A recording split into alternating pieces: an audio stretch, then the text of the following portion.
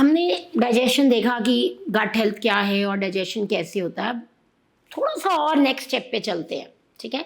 और ये देखते हैं कि जब हम खाना खाते हैं और वो डाइजेस्ट होता है हमारे गट में जाकर, मेटाबोलाइज होता है गट में जाके, तो होता कैसे कैसे है, ठीक है जी। सबसे पहले सिंपल कार्बोहाइड्रेट, जब हम खाना मुंह में डालते हैं, सिंपल कार्बोहाइड्रेट सलाइवरी एमिलेज से डाइजेस्ट हो जाता है, ठीक है। और जो कॉम्प्लेक्स कार्बोहाइड्रेट्स हैं वो सिंपल शुगर्स में कुछ कन्वर्ट होते हैं, कुछ नहीं होते हैं। वहां से खाना स्टमक में जाता है। अब स्टमक में फूड गैस्ट्रिक जूसेस से मिक्स हो जाता है। बहुत ही थोड़ा कार्बोहाइड्रेट डाइजेशन होता है यहाँ पर। मेजरली क्या होता है, एसिडिक एनवायरनमेंट सलाइवरी एमिलेज को इनफेक्टिव कर देता है। यहाँ पे HCl पेप्सिन होता है, तो मेजरली प्रोटीन डाइजेस्ट होता है। मैग्नीशियम, जिंक, आयरन जैसे मिनरल्स एब्जॉर्ब होते हैं जो कि हमें न्यूट्रिशन देते हैं। एंड उसके बाद स्टमक से फूड जाता है हमारे स्मॉल इंटेस्टाइन में। अब मेजॉरिटी ऑफ कार्बोहाइड्रेट्स का डाइजेशन कहाँ होता है, यहाँ पर स्मॉल इंटेस्टाइन में। पैनक्रियास जो है वो पैनक्रिएटिक एमिलेज सेक्रीट करते हैं जो स्मॉल इंटेस्टाइन में जाता है, जो कि कार्बोहाइड्रेट्स को ब्रेक कर देता है माल्टोज में और अदर डाइसेक्राइड्स में। अब यहां से एंजाइम्स होते हैं सरफेस में इंटेस्टाइनल लाइनिंग के, माल्टेज, सुक्रेज, लैक्टेज, जो कि फर्दर डाइसेक्राइड्स को मोनोसेक्राइड्स में ब्रेक करके क्या बनाते हैं, glucose, fructose and galactose.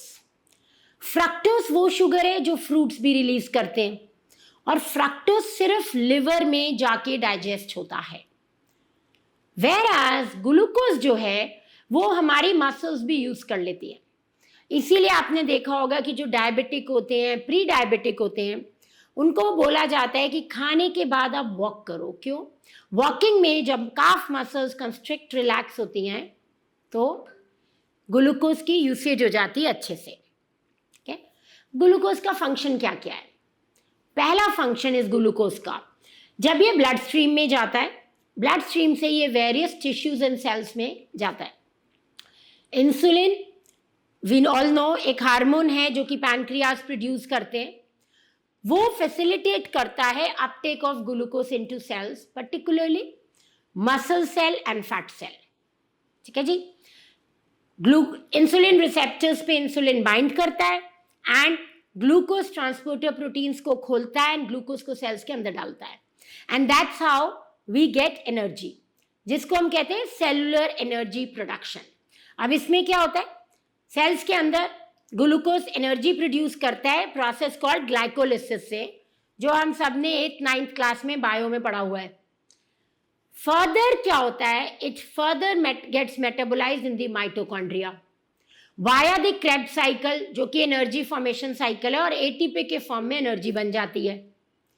And then अगर एक्सेस ग्लूकोज बनता है तो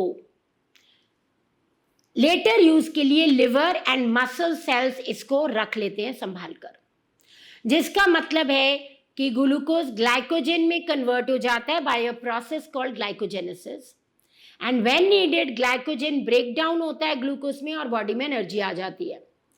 फैट सेल्स में ग्लूकोज ट्राइग्लिसराइड्स में कन्वर्ट होता है ताकि लॉन्ग टर्म एनर्जी स्टोरेज हो सके। अब ये जो एक्सेस लिवर में जा रहा है उससे फैटी लिवर हो रहा है, और ये जो एक्सेस ग्लूकोज ट्राइग्लिसराइड्स के फॉर्म में सेव हो रहा है उससे हमारी हार्ट हेल्थ कॉम्प्रोमाइज हो रही है ना। तो इस दोनों में सोल्यूशन क्या है, डिक्रीजिंग ग्लूकोज प्रोडक्शन और decreasing carbohydrates in our diet. अब ये ग्लूकोज रेगुलेट कैसे होता है ना।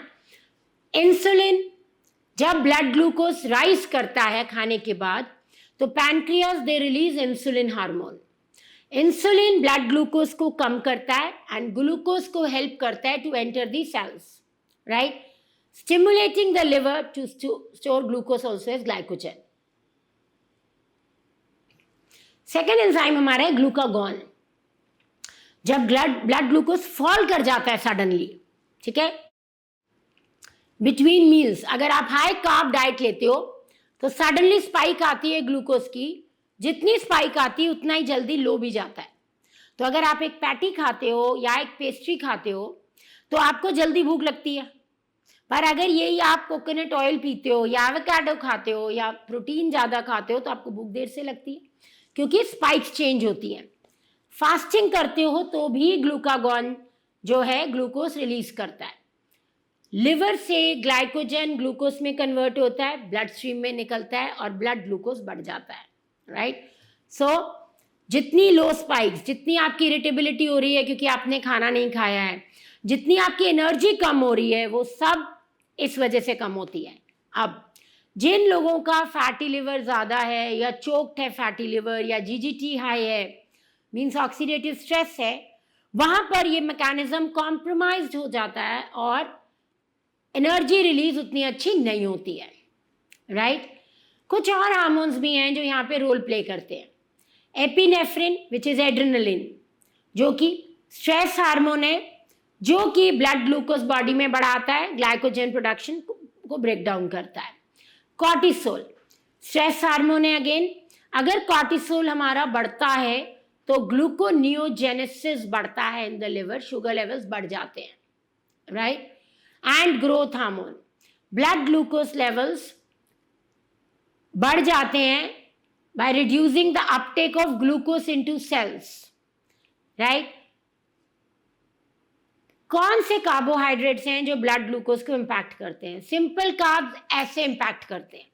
तो आपका शुगर, आपकी पेस्ट्रीज जो जल्दी डाइजेस्ट हो जा रहे हैं फूड्स, आपके फ्रूट जूसेस, वो सब शुगर को ऐसे बढ़ाएंगे, ऐसे नीचे कर देंगे। कॉम्प्लेक्स कार्ब्स जैसे होल ग्रेन्स, लेग्यूम्स, वेजिटेबल्स, इनमें long chain of sugar units होती हैं, इसलिए इनको हम पॉलीसेक्राइड्स कहते हैं। They are digested more slowly, resulting in a gradual release of glucose और सस्टेन्ड आपकी एनर्जी बढ़नी रहती है। And last, dietary fibre. अब कहने को फाइबर भी कार्बोहाइड्रेट है, बट फाइबर जो है डाइजेशन में एड करता है, बॉडी के शुगर लेवल्स को बैलेंस में रखने के लिए रेगुलेट करता है और हंगर एंड ब्लड शुगर को लॉन्ग टर्म के लिए चेक में रखता है। Also this is the food of good bacteria in your gut, in your colon, and therefore अच्छा फाइबर ऐड करना हमारी डाइट में एक्सट्रीमली इंपॉर्टेंट है ना। तो हुआ क्या, डाइजेशन एंड मेटाबॉलिज्म जो कार्बोहाइड्रेट्स का है वो क्रूशियल है एनर्जी लेवल्स मेंटेन करने के लिए। प्रॉपर रेगुलेशन जो ब्लड ग्लूकोज लेवल्स का है वो बॉडीली फंक्शंस को इफेक्ट करता है।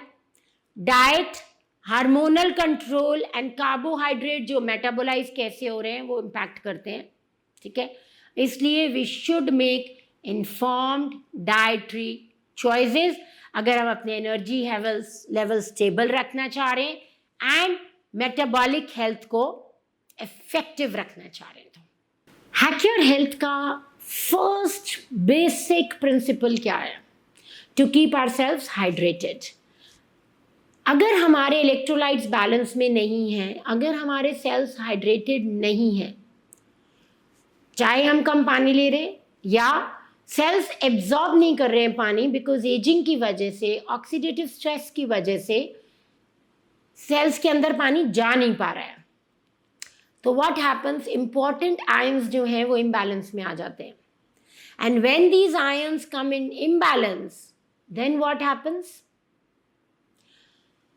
बॉडी डिहाइड्रेटेड हो जाती है, सेल्स आपस में कम्युनिकेट नहीं कर पाते हैं, and as we already discuss, जो बाहर है वही अंदर है। तो आप इसको इस तरह विजुअलाइज कर सकते हो कि आपका घर में 8-10 लोग रहते हैं पर एक भी इंसान दूसरे इंसान से बात नहीं कर रहा है, तो कैसी एनर्जी होगी घर में, कैसा माहौल होगा? That is how your body feels from inside, right? And therefore, if we need to do one thing for our body, we need to make sure it is properly hydrated. अब symptoms क्या क्या हैं dehydration के? Mild dehydration में आप बहुत thirsty feel करते रहोगे, ड्राई माउथ एंड थ्रोट होगा बार बार, dark yellow urine, very very important कि आप कलर ऑफ यूरिन अपना चेक करो, decreased urine output, fatigue, dizziness, headaches, Anyone who comes to you with a headache, first thing we need to do is check hydration tick है कि नहीं. Severe dehydration में extremely dry skin, rapid heartbeat and breathing, sunken eyes, very dark or no urine output, irritability, confusion, and not a good team player, and even episodes of fainting can happen because of dehydration है जी. तो समझते हैं dehydration में कौन कौन से electrolytes important हैं हमारे लिए. Sodium most important, fluid balance and blood pressure को मेंटेन करता है. नर्व एंड मसल फंक्शन इस पे डिपेंड करती है. तो lot of times what happens is people come with nerve problems and they say we are not even diabetic, why are we facing this problem? Even before being a diabetic guys, ions, we need to check how is our electrolyte balance. Potassium, very essential for muscle function including the heart, helps with nerve transmission and balances fluids with cells. Calcium, muscle contractions के लिए very very important, nerve signaling and blood clotting में very important role, and bone health. Magnesium, 300 plus 400 plus actually biochemical reactions magnesium करता है, muscle and nerve function में role play करता है, healthy immune system and keeps you stable, happy, improves your sleep and many many more functions. Chloride, it's very important to balance your sodium and it's involved in digestion and it's a component of stomach acid. And अगर आपका stomach acid कम हो गया तो आपका पूरा digestion compromise हो गया, nutrition status body का कॉम्प्रोमाइज हो गया एंड पूरी गट ब्रेन एक्सेस से physical and mental health compromise हो गई. Phosphate, important for energy production and storage, it helps form bones and teeth, right. तो अब इसका इम्पैक्ट क्या होता है? Low sodium, high potassium, low potassium, low calcium, low magnesium. All of these can cause symptoms like headache, nausea, seizures, cardiac issues, irregular heartbeats, muscle cramps, muscle spasms. So, if you have any of these, first thing, irons. What is it that you can do to maintain your electrolyte balance? Drink adequate water, 2 to 3 liters a day. Very simple check we need to do. Monitor urine color. Light yellow indicates proper hydration, while dark yellow, you need more fluids. Consume water-rich foods. We being Indians, we know we should eat water, right? Which means we should eat cucumbers and oranges and watermelons to contribute to our hydration. Balanced diet. We must include table salt, bananas, oranges, potatoes and spinach for potassium, leafy greens, fortified foods for calcium, nuts, seeds, whole grains and green leafy vegetables for magnesium, table salt, tomatoes and olives for chloride. For phosphate, we use meat, dairy, whole grains and nuts, right? After exercise, very important that you hydrate yourself and make sure that you are not losing a lot of water because of, heat, because of GI problems, because of drinking less water. And if your symptoms still persist, consult your doctor. Insulin and cortisol, two critical hormones in terms of metabolism, stress response and overall health, right? And interesting क्या है, both these hormones are connected with gut health. Insulin pancreas बनाते and gut health में जो gut microbiome है, अगर वो dysbiosis में होता है तो वो इंसुलिन रेजिस्टेंस कॉज करता है. Second, short chain fatty acids like ब्यूट्रेट produce नहीं होते हैं एंड इन्फ्लेमेशन बढ़ता है, इंसुलिन रेजिस्टेंस बढ़ता है अगर माइक्रोबायोम ठीक नहीं है. तो लाइपोपॉलीसेक्राइड्स रिलीज होते हैं जो कि गट लाइनिंग को तोड़ते हैं और लीकी गट कॉज करते हैं, जिसकी वजह से अगेन पुअर ग्लूकोज मेटाबॉलिज्म हो जाता है. कॉर्टिसोल, एड्रिनल ग्लैंड्स एक स्ट्रेस हार्मोन प्रोड्यूस करते हैं, किडनीज के ऊपर पड़े होते हैं छोटे से ट्राइंगल शेप में, जिसे हम कॉर्टिसोल कहते हैं। अगर हमारा कॉर्टिसोल बढ़ता है, अगर हम स्ट्रेस में होते हैं, तो वो गट की लाइनिंग को ब्रेक करता है, जिसे हम कहते हैं leaky gut syndrome, because of which inflammation होती है, ब्लड स्ट्रीम में टॉक्सिन्स एंटर करते हैं एंड इम्यून रिस्पॉन्स कॉम्प्रोमाइज होता है। Second, gut microbiota. Stress and cortisol दोनों गट माइक्रोबायोम को चेंज कर देते हैं। कैसे? बेनिफिशियल बैक्टीरिया कम कर देते हैं, गंदा वाला बैक्टीरिया बढ़ा देते हैं, जिसकी वजह से again digestion, nutrient absorption and immune function खराब हो जाता है। एंड थर्ड, स्ट्रेस रिस्पॉन्स की वजह से gut and brain axis impact हो जाता है, जिसकी वजह से gut motility, secretions and microbial balance change होता है। Inflammation and immune response effect हो जाता है अगर हमारा स्ट्रेस बढ़ता है तो हुआ क्या? Chronic stress and high cortisol insulin resistance बढ़ा देंगे।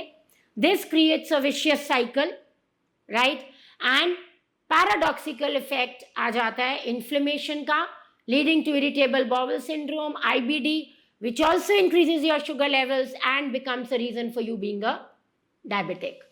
तो इंटरकनेक्टेड इफेक्ट्स क्या हुए? मेटाबॉलिक सिंड्रोम इंक्रीज हो सकता है, इन्फ्लेमेशन इंक्रीज हो सकती है अगर गट हेल्थ ठीक नहीं है। तो गट हेल्थ ठीक करने के लिए करना क्या है? Prebiotics, probiotics and balanced diet is very very very important in these cases. Stress management, जिसमें breathing and overall activities like relationship building and all plays a huge role. Adequate sleep and duration will depend on your age, your style and everything, and if required medical supplements or medicines.